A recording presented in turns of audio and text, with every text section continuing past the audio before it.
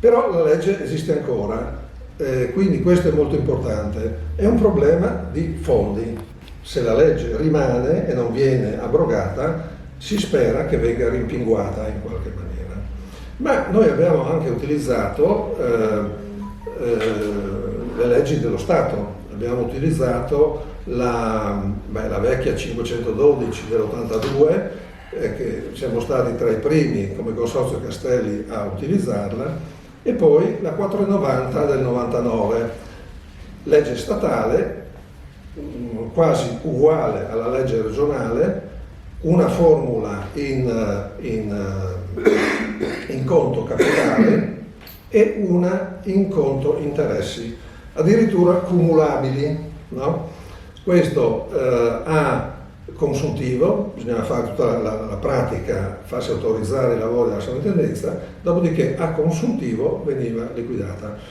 Questa esiste ancora, la legge esiste ancora, ci sono dei soci, qui abbiamo la nostra vicepresidente vicaria che sta utilizzando proprio questa legge al Palazzo d'Artemis di Maniago e sta ricevendo le ultime rate. Anche questa ottima legge esiste ancora, è stata dormiva perché l'abbiamo utilizzata nel 2006 e poi per mancanza di fondi si è assopita.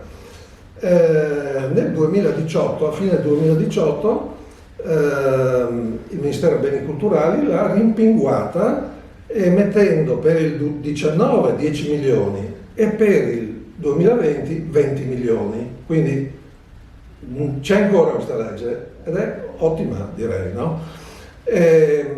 Chiaramente 20 milioni a livello nazionale, andiamo a vedere cosa è riservato al Friuli Venezia Giulia, sono riservati 238.000 euro. No?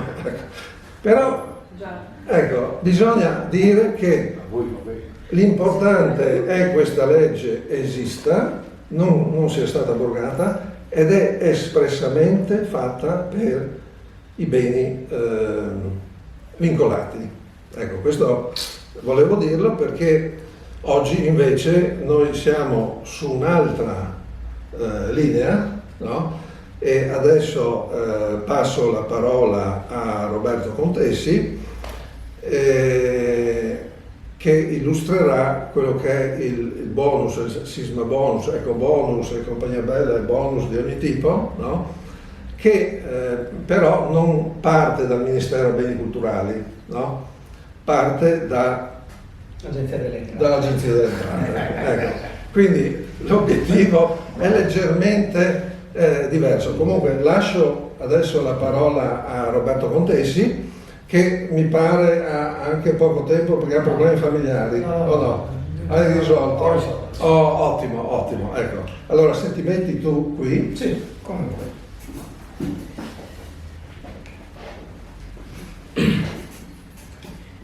Intanto saluto tutti, buonasera, un piacere perché il lavoro fatto da questi consorzi qua ci permette di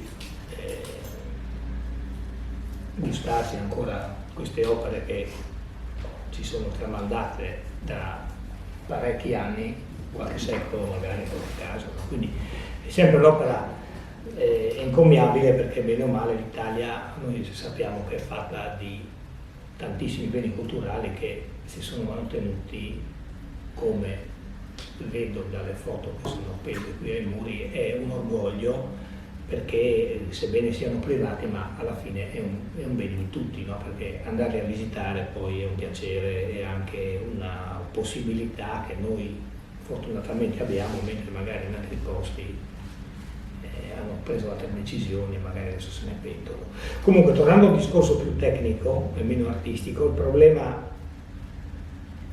che mi sollevava l'architetto Racanello è un problema, diciamo, di comprendere bene, adesso quando usciranno queste benedette linee guida dell'Agenzia delle Entrate, dove si potrà andare a attingere per avere diciamo un aiuto economico. Questo perché? Perché la legge che è stata promulgata e che verrà regolamentata permette o di avere un recupero sui propri redditi oppure c'è questa diciamo, hanno ripristinato questa possibilità di cedere il credito con lo sconto in fattura, che era già disponibile l'anno scorso col decreto crescita, ma era stato in modo sbagliato, in modo anche, secondo me, cioè non hanno fatto un ragionamento completo, perché si sono fatti un attimino prendere dalle lamentele di alcuni e l'avevano cassato con l'ultima legge di bilancio a dicembre, quindi con gennaio lo sconto in fattura non era più possibile. Ora, sui beni, diciamo, che li riguardano bisognerà vedere un attimino cosa scrivono. Per oggi quello che si può dire è che l'intervento di ristrutturazione si può fare partendo dalle unità esistenti, quindi per ogni unità esistente c'è la possibilità di avere un sisma bonus e un eco bonus. Ovviamente sisma bonus partendo per ogni unità 96.000 per 110, quindi andiamo a 105.600 euro, se il proprietario decide di abbattere questa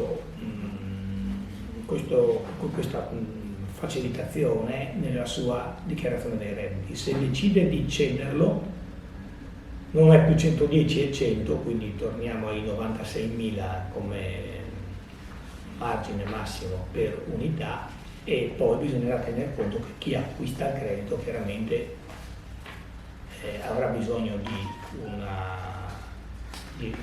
una percentuale, perché ovviamente anticipa i soldi di 5 anni in più, si prende anche il rischio.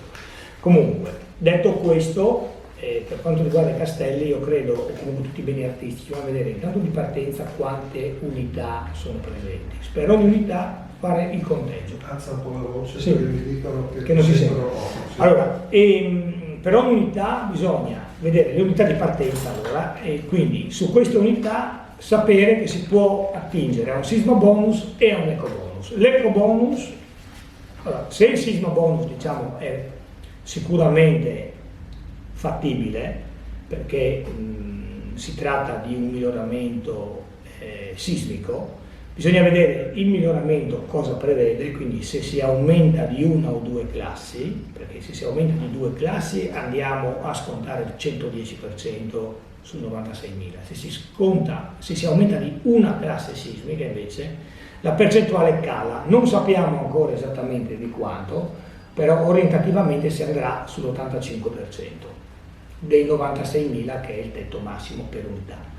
Se invece ci sarà solo un miglioramento sismico si va al 50% dei 96.000. In quel caso, quindi nel caso del miglioramento, della verifica solo del miglioramento sismico, bisognerà vedere se ci sarà la possibilità di cedere il credito, cosa che nelle altre 2 situazioni è fattibile.